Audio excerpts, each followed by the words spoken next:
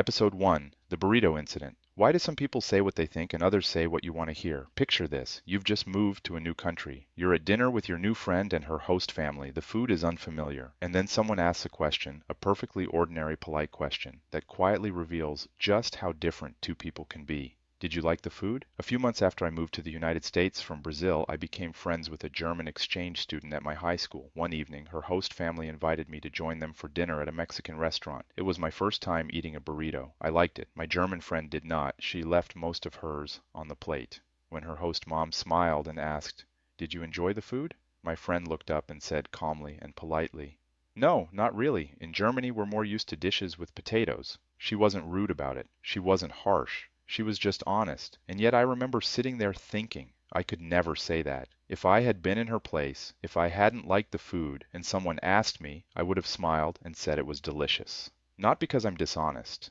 but because in that moment, saying the truth felt less important than making sure no one felt bad. That instinct, to smooth things over, to protect the mood, to say what keeps the peace, is something I grew up with in Brazil, and for years I thought it was just politeness, just common sense. It wasn't until much later that I learned it had a name. Why did two people, both perfectly well-mannered, both raised to be kind, respond so differently to the exact same situation? This wasn't a personality difference. My German friend wasn't blunt because she was cold. I wasn't evasive because I was weak. We were each doing exactly what our cultures had trained us to do.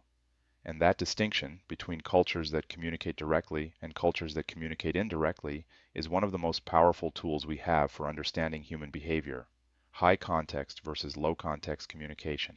Proposed by anthropologist Edward T. Hall in 1976, this dimension describes how much a culture relies on implicit information, shared background, tone, relationship, and social context, versus explicit verbal statements to convey meaning. In low-context cultures like Germany, the United States, or the Netherlands, communication is expected to be direct and explicit. What you say is what you mean. Honesty is valued above social harmony. If you didn't like the burrito, you say so, politely, perhaps, but clearly. In high-context cultures like Brazil, Japan, China, or most of the Arab world, a great deal of communication happens beneath the surface. What goes unsaid is just as important as what is said. Preserving the mood, the relationship, and the other person's dignity can outweigh literal truth. Neither is dishonest, neither is wrong. They are simply operating by different rules, rules so deeply embedded that most people don't even know they have them. This distinction shows up everywhere once you start looking for it. It's why a German manager and a Brazilian employee can leave the same meeting with completely different understandings of what was agreed. It's why a Japanese colleague's silence might mean deep disagreement, not passive agreement. It's why a direct email from a Dutch colleague can feel rude to someone raised to read between the lines. And it's why, at that dinner table in America, a Brazilian teenager and a German teenager responded to the same question in completely opposite ways, and both thought they were just being normal. There is no normal, there is only context. Next time, a job offer that arrived without an application. Why in some cultures, selecting your job is not always your choice. And what that reveals about power distance, a key dimension in workplace and family relations.